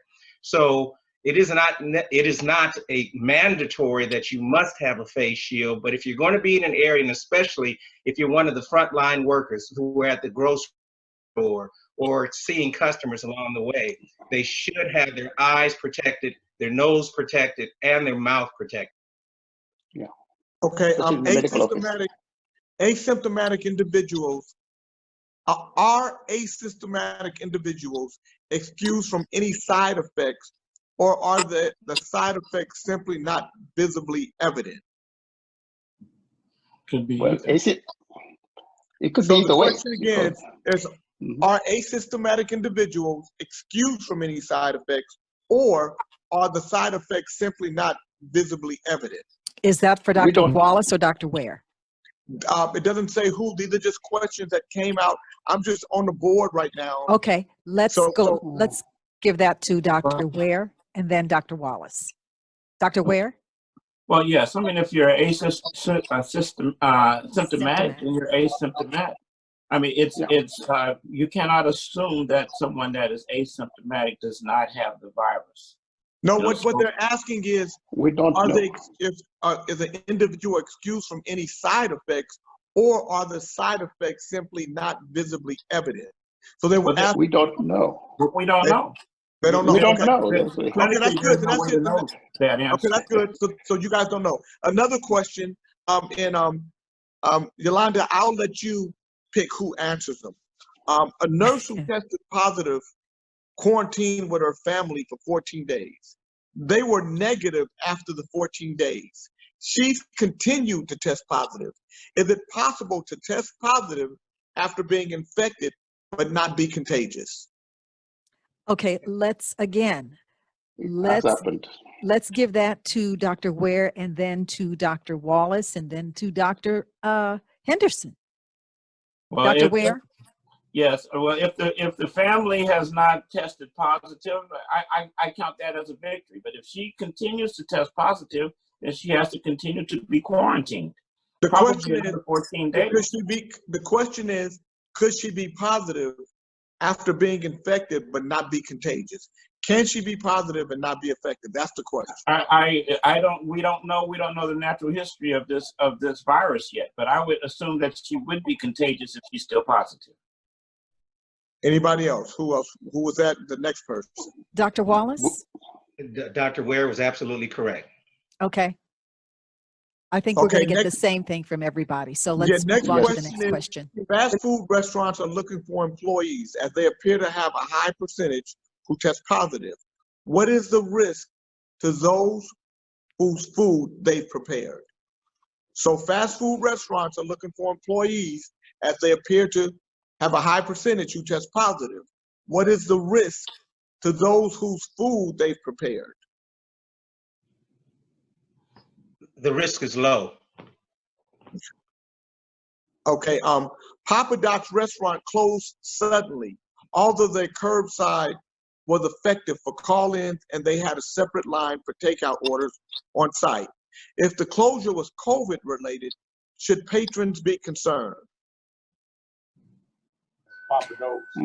Papa Do's. And let's go to Dr. Henderson. I think the risk is low still. He dropped off. I believe Dr. Henderson. Okay. Okay, I so think, go I ahead, think that, Dr. Diop. I think the risk is low if they take the proper precaution in the preparation and keeping their recommended distances and hygienic level. Okay. Yeah, because the virus needs a living organism to thrive. It doesn't thrive on a dead organism or things that have never been alive. Okay.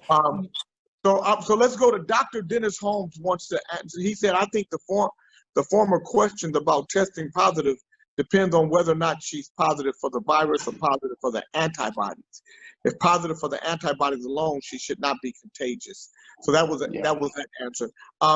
It's being reported athletes who suffer with severe COVID symptoms are reflecting diminishing lung capacity.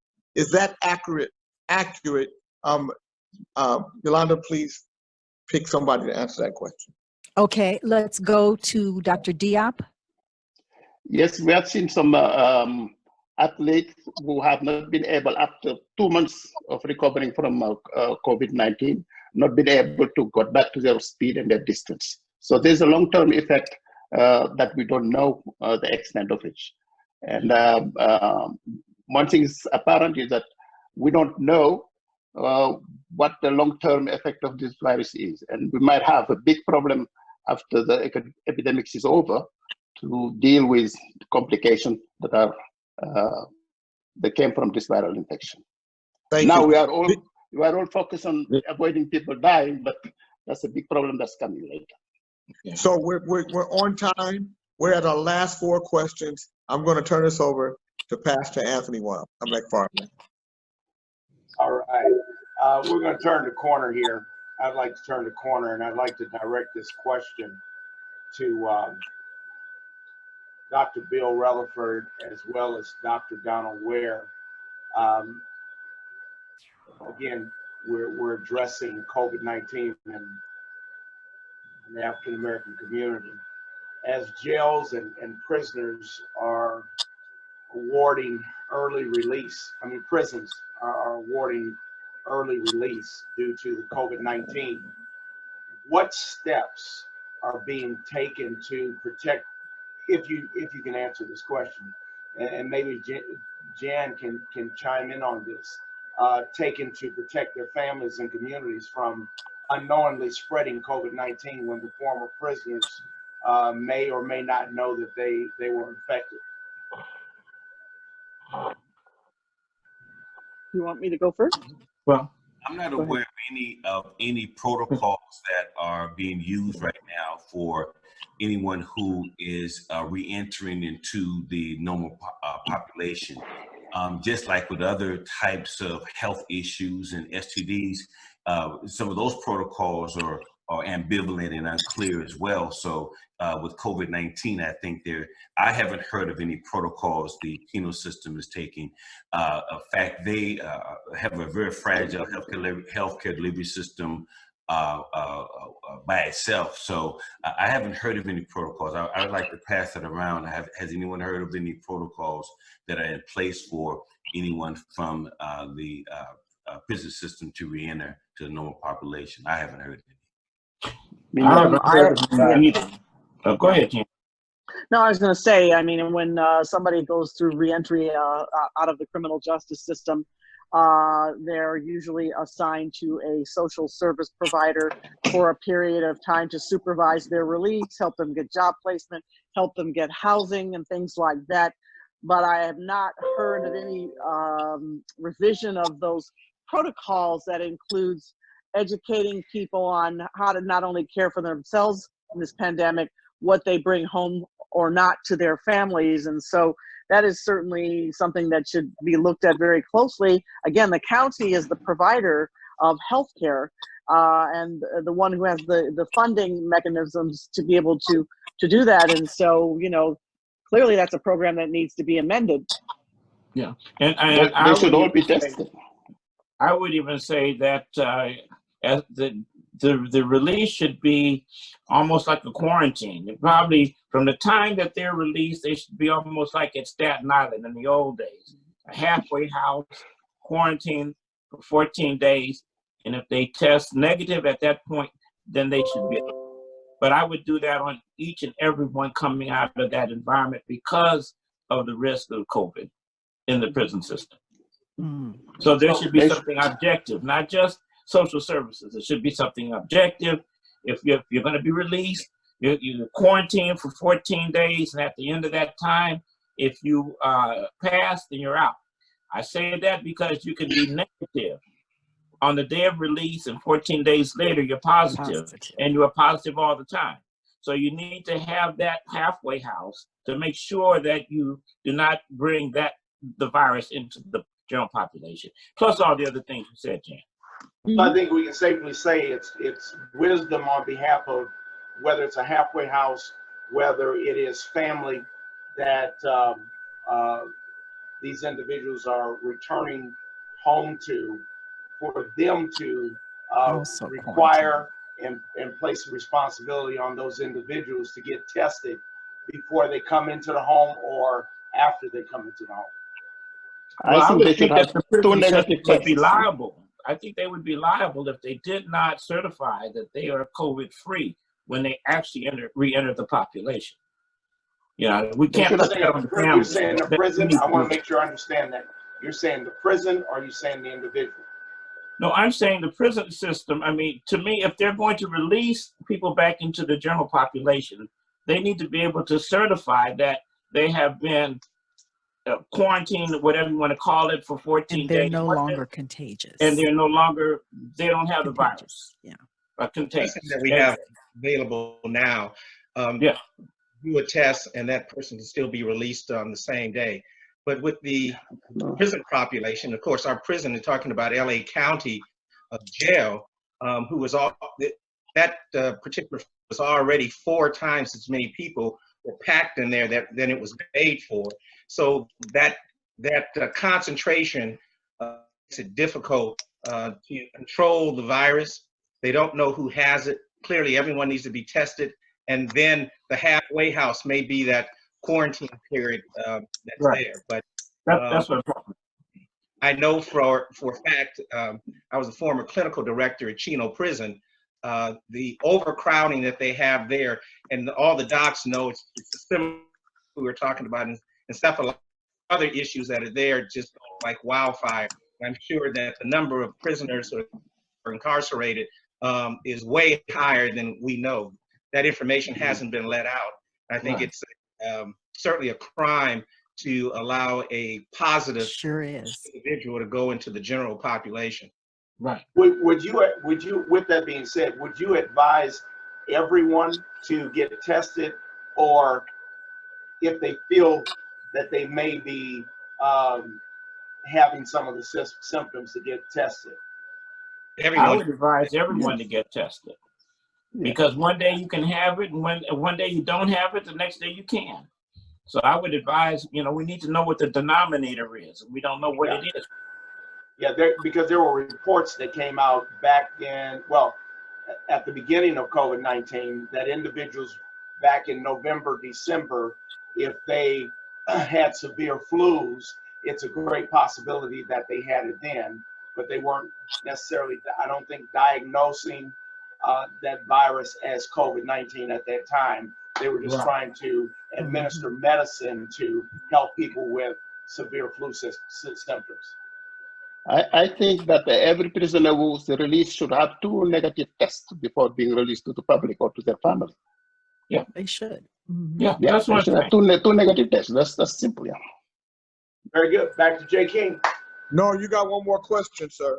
No, I'm within my time. I know, but that's okay. You got you got one more question. You had 2 questions. You just asked as jails and prisons are awarding early release. Your second question is, since most prisoners went out and have health insurance, what needs to occur to encourage anyone with symptoms to get tested?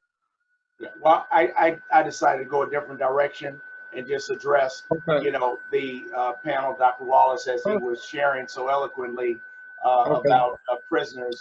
Well, the only reason why I said that to you, Mr. McFarland, is because my questions are based on me following you and your questions. Okay, so you're set up and ready to go, sir. Well, kind of, but you deviated. But we're going to keep moving. Yes, thank you. So I'm going to address this to Dr. Wallace. So we're giving prisoners early releases, but does that make them more susceptible? I'm sorry, not Dr. Wallace. I apologize, Ms. Langdon.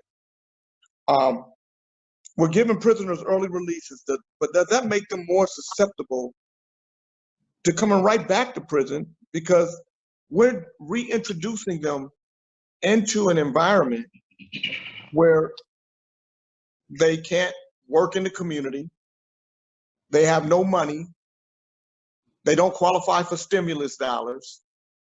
Are we releasing people to damage them and put them in a more compromising situation than they were in being in prison? Because we're putting them out there with no real, ability to earn. Right. And you're absolutely correct. I mean, that's a whole nother conversation that we can go on for hours and speak about just how the system is set up for failure. Because even going from prison to the halfway house, they don't give them the skills that they need. They don't have marketable skills in order to, like you said, go on to be productive citizens in society. But that's just the way the system is designed in our neighborhoods. Understanding that, then we have to create our own jobs. We have to create our own businesses so that the skills that they learned in prison, they can take those skills and bring them here and start their businesses here, because they're only going to make hourly minimum wage here, and minimum wage is not enough to support your family. So then you're back to that whole systematic, I have a felony, I can't get a real job, so I'm working minimum wage, and I have 3 kids over here. It's just the way it's designed. The system is not designed for us. So can I interject here? Absolutely. Please. So, I was a former general manager of the Economic and Workforce Development Department for the city, with a robust system of workforce development centers. And I think what I can say here is that there are a system or an ecosystem of nonprofits that focus on the re-entry population and preparing them for work. One group in particular, it's called Second Call, and it focuses on helping people prepare themselves for careers, re-entry folks for careers in the trades, electricians, plumbers, and construction, and then providing them with the emotional support and the professional support that they need to be able to stay in those jobs and to be successful over the long term. So when you look at a long-term sustainable strategy that you demand from your legislators, your local government, and even from the federal government in terms of what they fund, one of the major sources of funding for workforce development should be targeted on people coming out of the criminal justice system, and it should never stop, whether we have a pandemic or not. Right. And remember, a lot of our people shouldn't have been in prison in the first place. That's true. So this is the last question, and then I'm going to turn it over to Yolanda. And this is for, and I want everybody to kind of get a piece of this, because it's going to be interesting, because I think it affects you all as business owners. Will insurance for African American small business owners go through the roof in the future because of things like COVID-19? And if so, what kinds of creative strategies can African American small business owners use to circumvent or curtail this possibility by creating partnerships and insurance programs with each other? And I'm going to start off with Miss Langdon and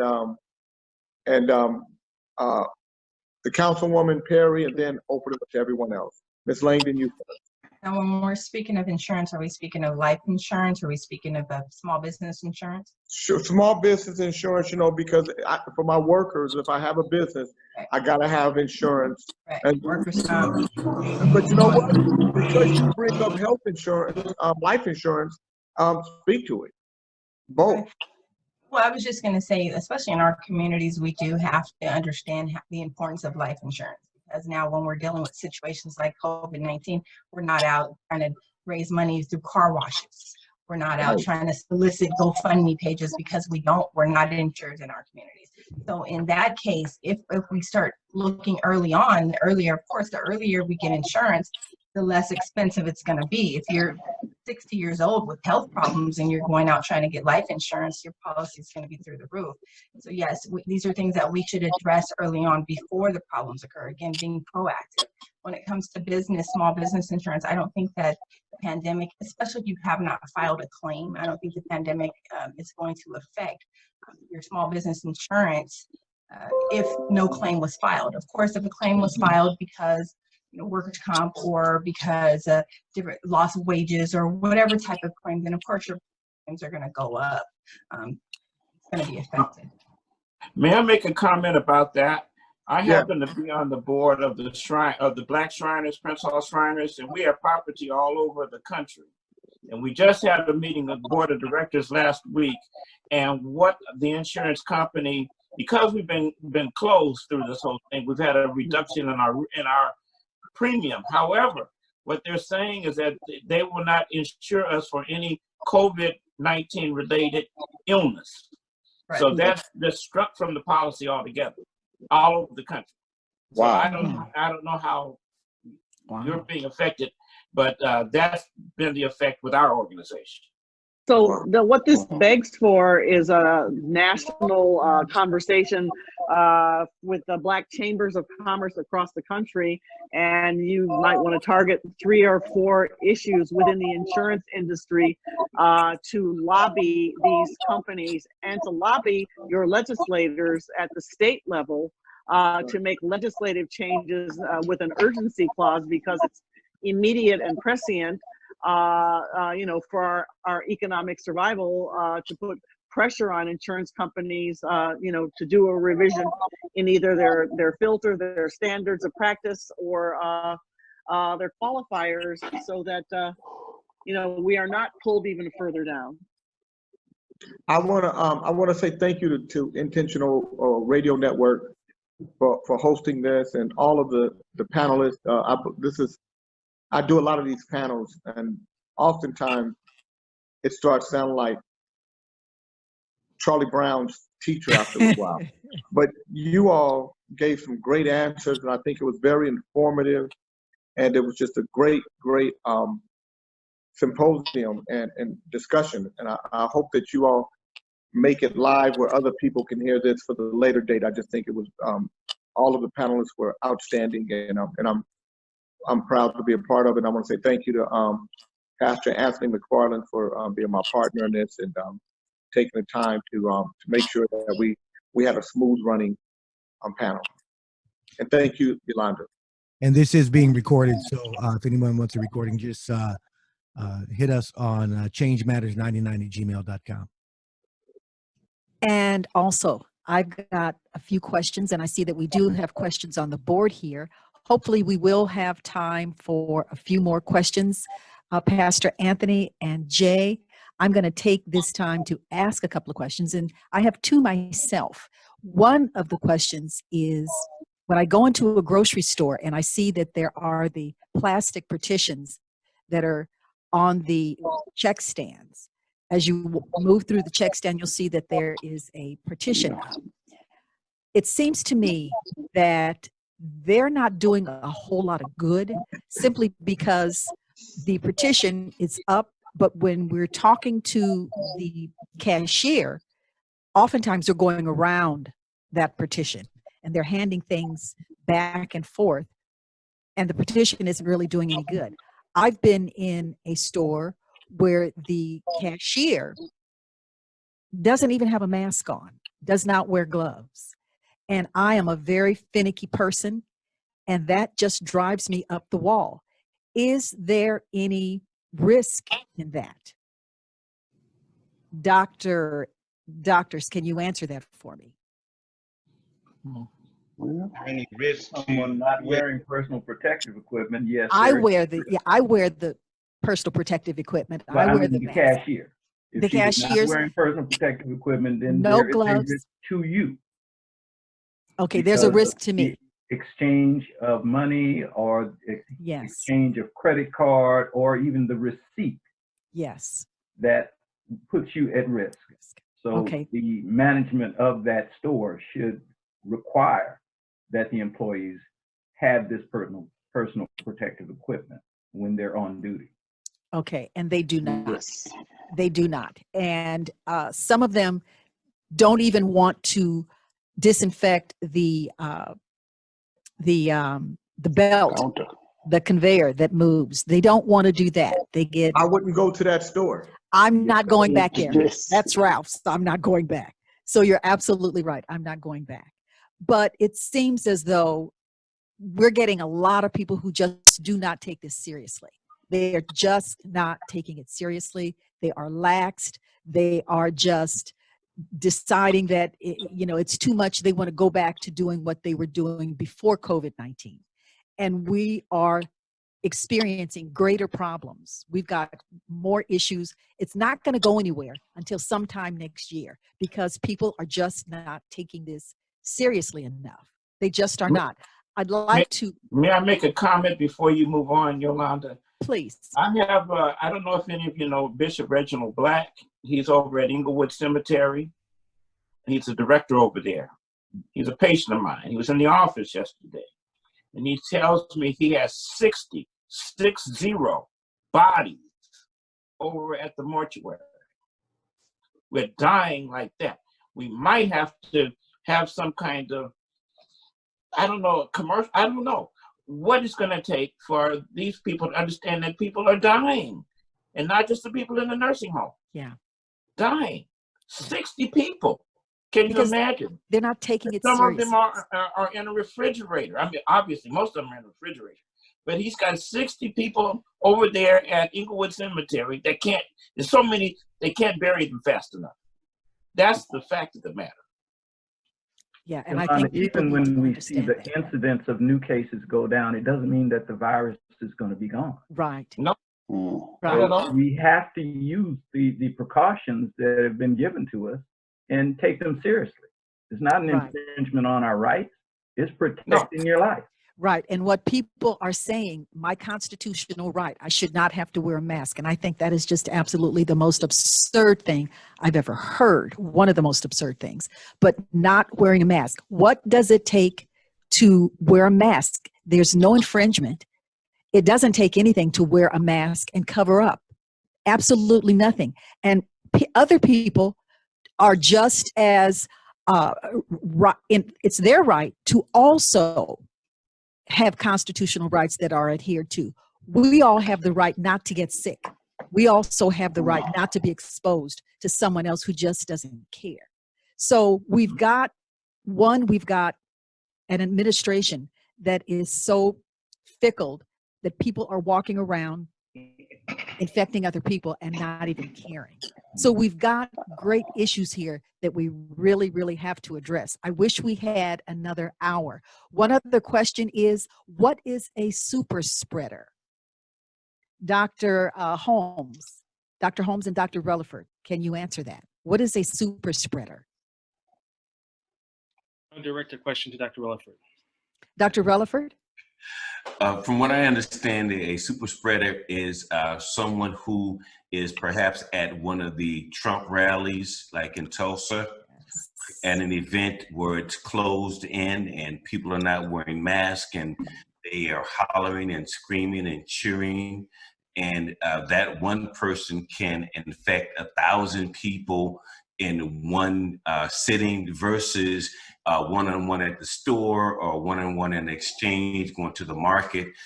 From my understanding, interpretation, a super spreader is someone who is in the right environment where they can infect 20, 30 people around them, and then that extrapolates exponentially into those people infecting others and so on and so forth. Okay. We have seen these individuals in, especially in the state of Texas, gone directly into the churches. So you're seeing choirs, you're seeing usher meetings, and you're seeing the rest of the congregation decided that they can't pretty much survive. They need to donations, but very much they are not using any of the protective guidelines that are there. We have to understand, as everyone else has said, that this is real. It's time to get smart.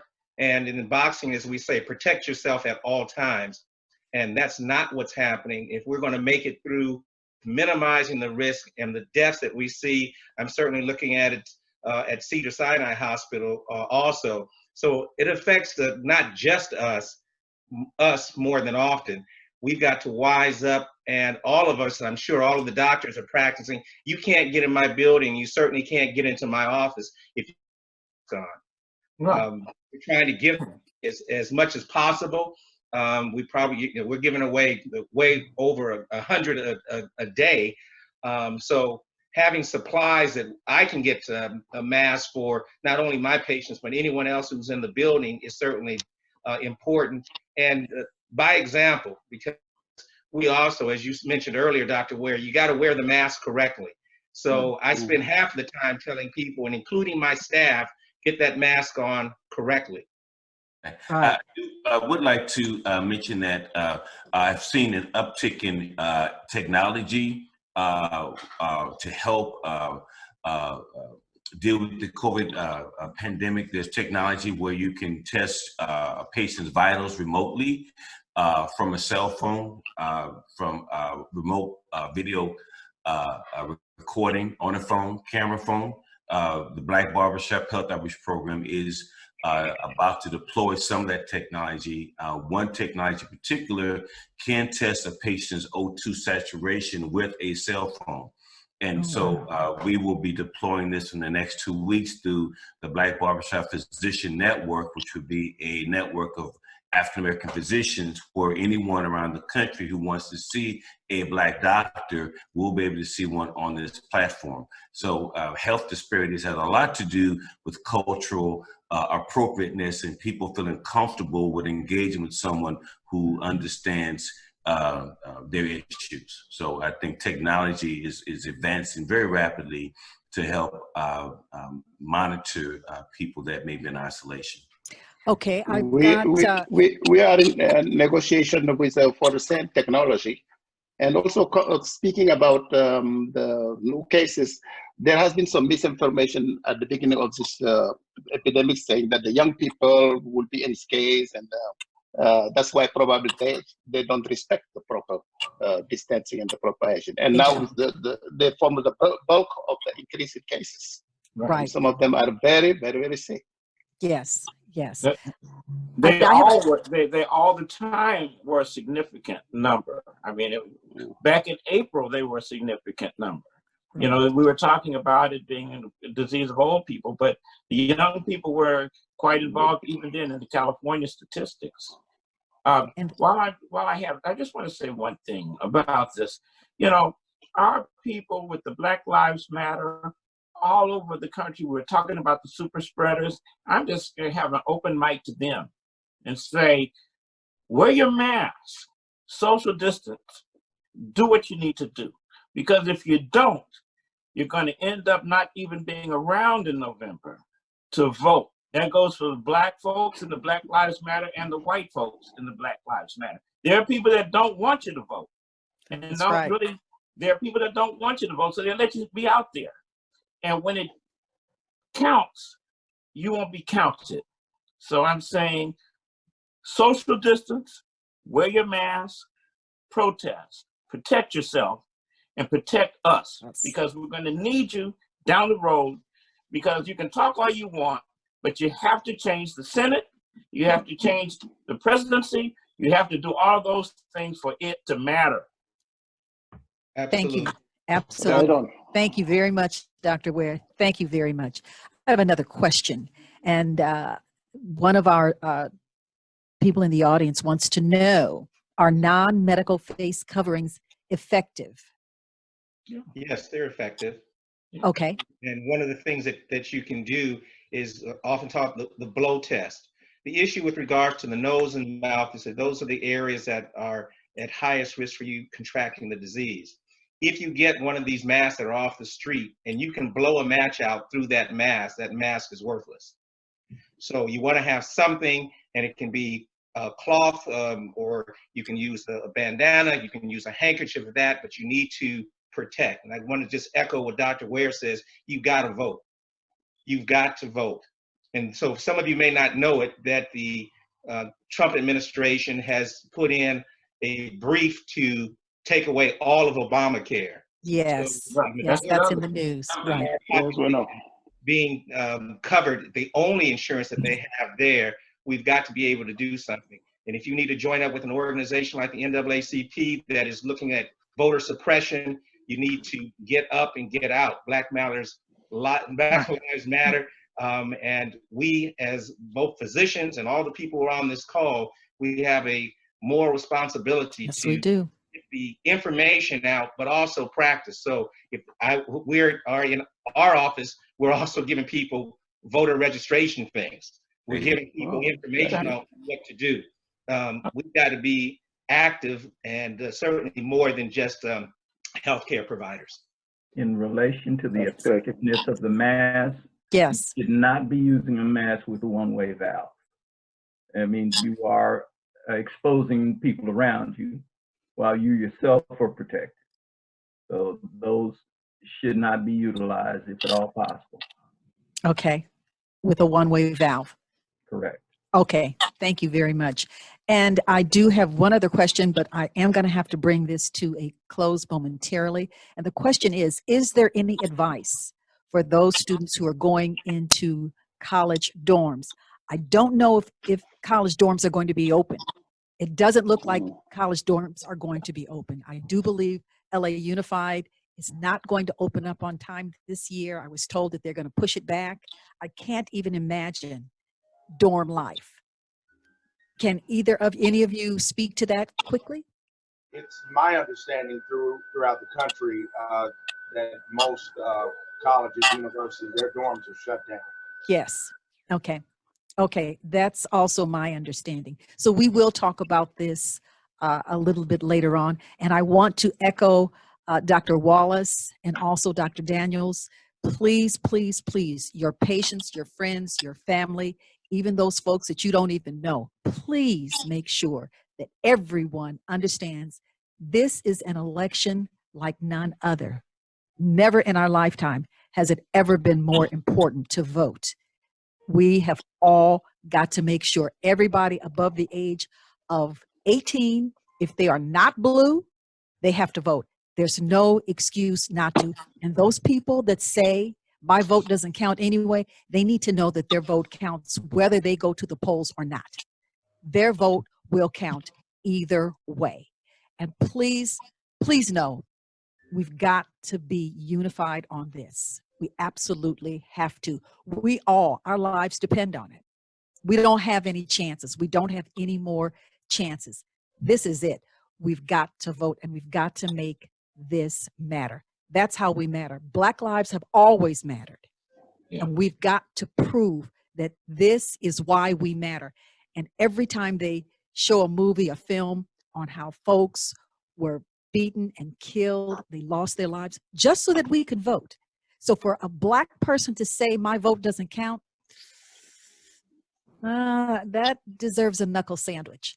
So whatever you need to do, make sure all your people vote. I have a granddaughter who's 8, and I'm taking her with me to the polls.